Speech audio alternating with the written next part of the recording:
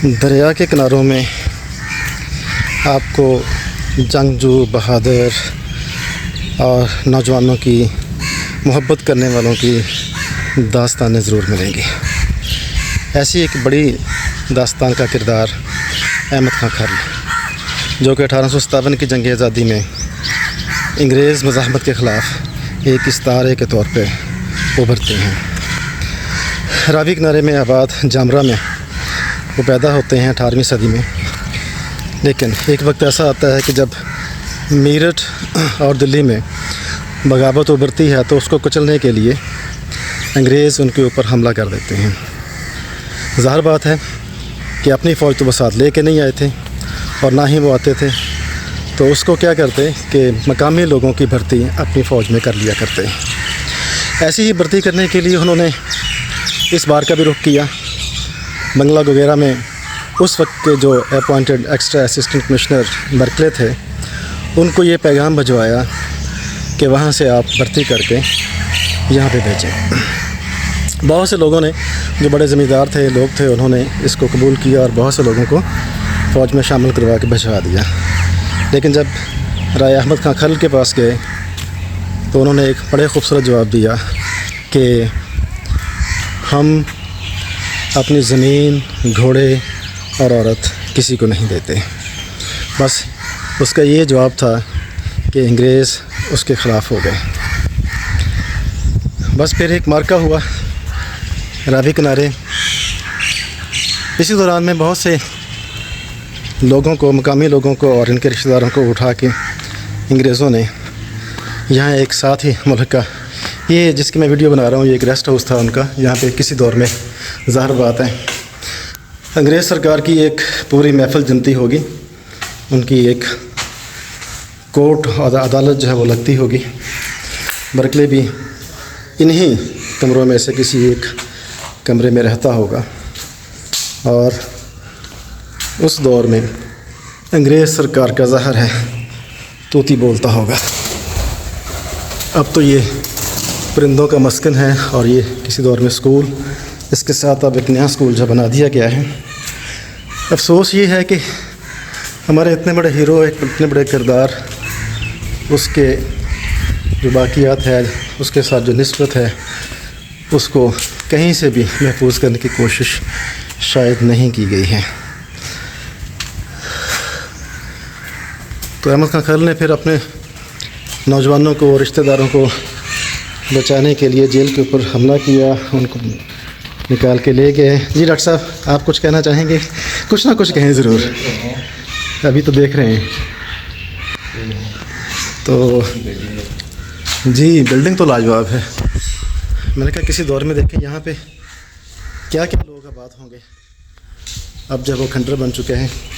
और ये एक बढ़ के बहुत पुराना दरख्त है, ये जो आप देख रहे हैं ऊपर तक। यकीनन इसके नीचे कितने ही फ़ैसले किए होंगे, शाम को महफ़िल जब वो जमती होंगी। इन शॉर्ट वापस आते हैं अपने टॉपिक की तरफ कि उन्होंने, अहमद खां खर्ल ने अपने साथियों को छुड़वा लिया, यहाँ से वापस ले गए। अंग्रेज़ों ने जो है वो फिर उनकी फ़ैमिली को उठा लिया, तो यहाँ वापस जेल में लेके आए और फिर असर रसूख के साथ कहते हैं कि जो ये थे वो भी चूँकि यहाँ के सरकर्दा लोग थे, तो उन्होंने जो है वो उनको छुड़वा लिया। लेकिन ये सिलसिला चलता रहा बर्कले की मौत तक और अहमद खां खर्ल की शहादत तक।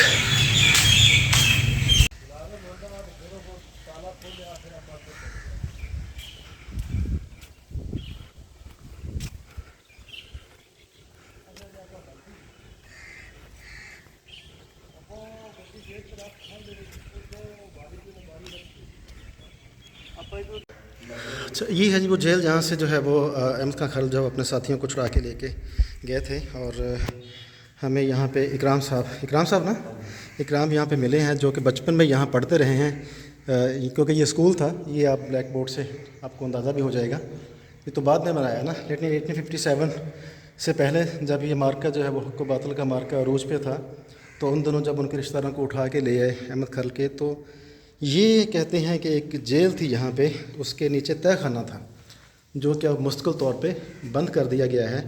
लेकिन इकराम ने मुझे यहाँ पे, जो एनी शाहिद हैं, इनका बचपन इसी स्कूल में गुज़रा है, तो इन्होंने मुझे एक स्टोरी बताई है अपने बचपन की, तो वह मैं आपके नज़र करता हूँ। प्लीज़ इकराम बताइएगा ज़रा।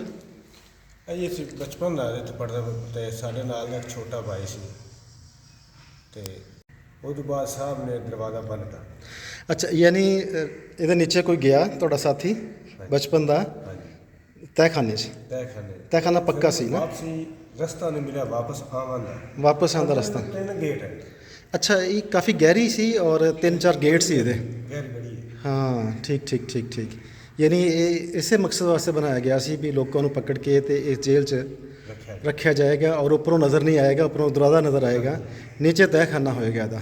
ठीक, तो ये एक दिलचस्प स्टोरी जो मैंने पहले कभी कहीं पढ़ी तो नहीं है, ना ही किसी व्लॉग में सुनी है, लेकिन चूँकि ये एनी शाहिद हैं इकराम साहब, ये तो इन्होंने कहा कि बचपन में इनका साथी एक गया था। यहाँ नीचे जो बेसमेंट बनाई उन्होंने, या जेल कह लें, तय खाना कह लें, तो उस तय खाना जो है उसके नीचे पुख्ता एक तो थी, दूसरा ये कि नीचे 3 गेट थे, और नीचे अब 3 अगर गेट हैं तो इसका मतलब ये अच्छा खासा है कि जितना ऊपर से आपको ये नज़र आ रहा है, ये सारे का सारा इतना इसकी बेसमेंट भी होगी। तो गोया इसको बनाने में एक अरसा लगा होगा, पहले बेसमेंट तैयार की होगी उनको इस नज़र से, इस नज़रिए से कि इसको बतौर जेल कभी वो यूज़ करेंगे। डेफिनेटली उन्होंने किया भी, यहाँ बहुत से जो है वो लोगों को रखा गया। तो इन्होंने बताया मुझे इकराम साहब ने कि साथी गया और वापसी उनका रास्ता भूल गया। इसका मतलब ये कि नीचे इसके जेल के अंदर बेसमेंट में बहुत भूलभुलैया हैं। Right right. तो अब चूँकि ख़तरात के वजह से उसको मुस्तकिल तौर पे बंद कर दिया गया है।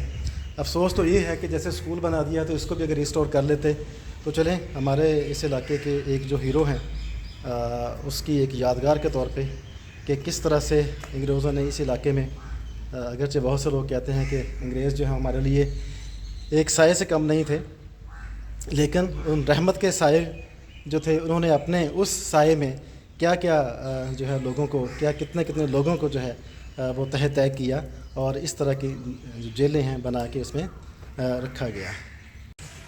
अच्छा, ये एक यहाँ से जो है वो इसके सामने बंगला है, और यहाँ से जो है वो एक रोड होती हुई यहाँ पे सीधा आती हुई ये उस वक्त की जेल, उसका मेन दरवाज़ा, और यही वो दरवाज़ा है कि जिसके बारे में कहा जाता है कि अहमद खां खल का जब सर उतारा गया तो यहाँ पे आके लटका दिया गया। ठीक, तो ये इनकी,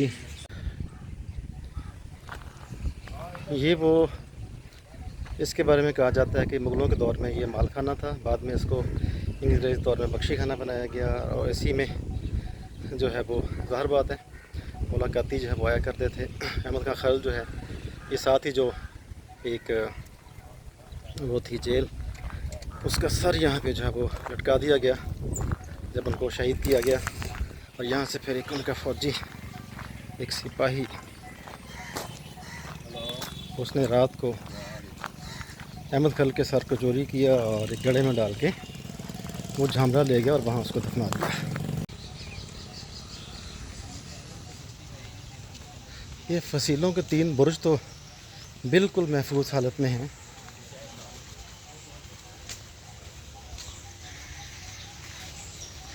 ये सिक्योरिटी चेक पोस्ट किसी दौर में, और ये उस मालखाना और बख्शी खाना का मेन गेट, और उसके बिल्कुल सामने एक, और वो सामने एक tower, security point of view से जिसको बनाया गया था।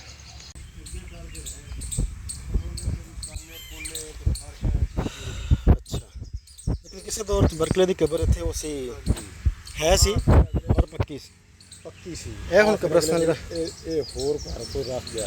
ਅੱਛਾ, ਦੀ ਪਰਲੀ ਸਾਈਡ ਤੇ ਕਬਰ ਸੀ ਪੱਕੀ। ਠੀਕ ਹੈ, ਉਹ ਵਾਲੀ ਉਹਦੀ ਸੀ ਬਰਕਲੇ ਦੀ, ਉਧਰ ਚਲੀ ਗਈ ਸੀ। ਇਹ ਹੁਣ ਕਿਸੇ ਮੁਸਲਮਾਨ ਦੀ ਆ ਕਬਰਾਂ ਨਾ। ਇਹ ਫਿਰ ਉਹ ਬਹਿ ਗਈ ਤੇ ਉੱਥੇ ਮਿੱਟੀ ਤੇ ਤਾਨੇ ਵਾ ਜੰਮ ਗਏ, ਉਹਦੇ ਵਜ੍ਹਾ ਤੋਂ ਫਿਰ ਬਚ ਗਏ। अच्छा,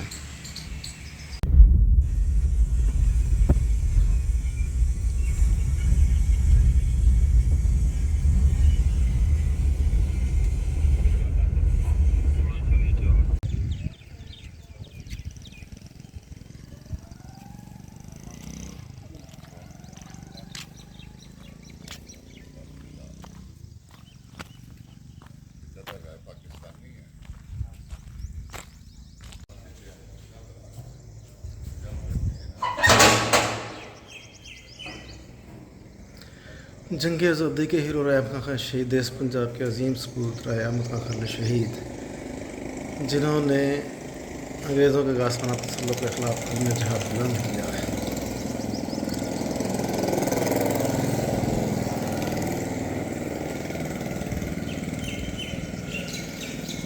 जी, यहाँ पे ये उनकी आबाई कब्रिस्तान में उनको दफन किया गया, और जिसके बारे में पहले मैंने बताया था कि जब इनका सर जो है वो कलम करके इनको शहीद कर दिया गया, तो फिर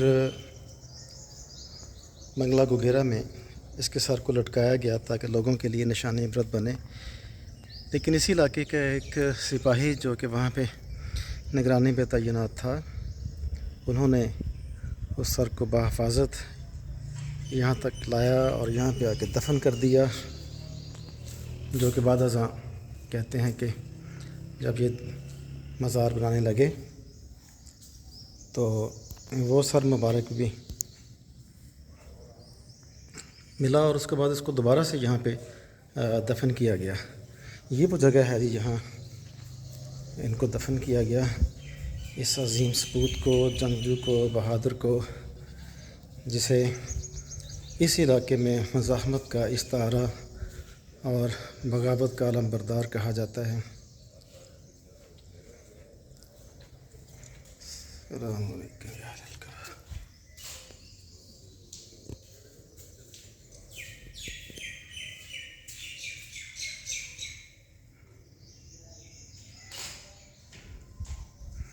खूबसूरत गुंबद बनाया गया है, शीशे का काम।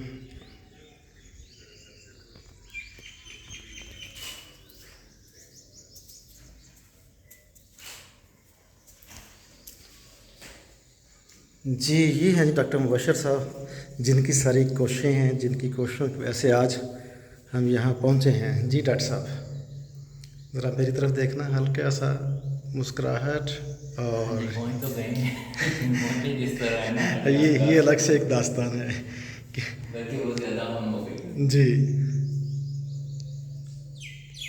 अस्सलामु अलैकुम या अहलल कुबूर।